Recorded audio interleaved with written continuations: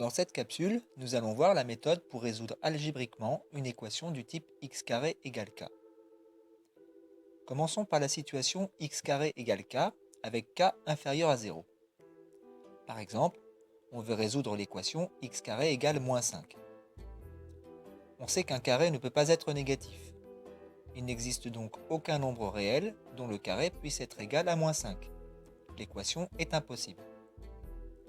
L'ensemble des solutions de cette équation est réduit à l'ensemble vide. Voyons à présent la situation où k égale 0. Dire que x carré égale 0, cela revient à écrire x fois x égale 0. Donc d'après la règle du produit nul, on conclut que x égale 0 est l'unique solution de l'équation.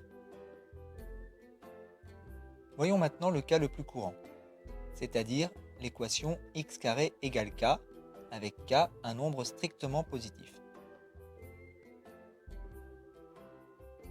Pour illustrer la méthode, on va prendre l'exemple de l'équation x carré égale 5. Tout nombre positif peut s'écrire comme un carré. On peut donc écrire x carré égale racine carrée de k au carré. Dans notre exemple, on écrit x carré égale racine carrée de 5 au carré. Lorsque je regroupe tous les termes dans le premier membre, je fais apparaître la différence de deux carrés.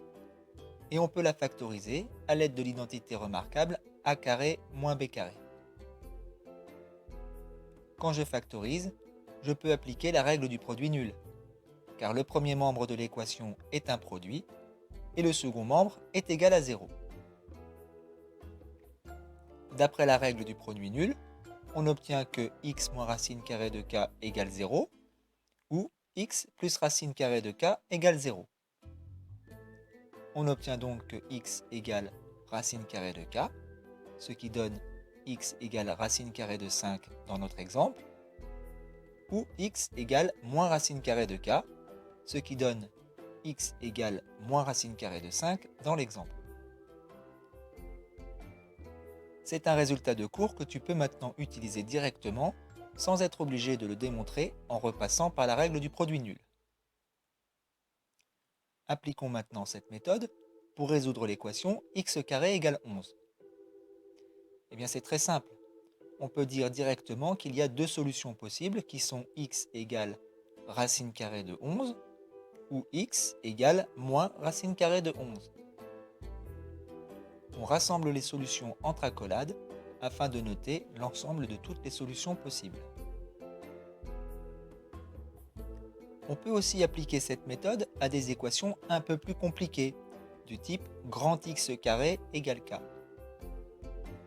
Prenons un exemple pour découvrir cette méthode. On veut résoudre l'équation x-8 au carré égale 9. On va appeler grand X l'expression x-8. On a donc une expression du type grand X carré est égal à k. Et on va appliquer à grand X la méthode qu'on a vue précédemment avec le petit x. On va avoir grand X égale racine carrée de k ou grand X égale moins racine carrée de k. On peut donc écrire grand X, c'est-à-dire x-8, égale racine carrée de k, donc ici, racine carrée de 9. De la même façon, on peut écrire x-8 égale moins racine carrée de 9.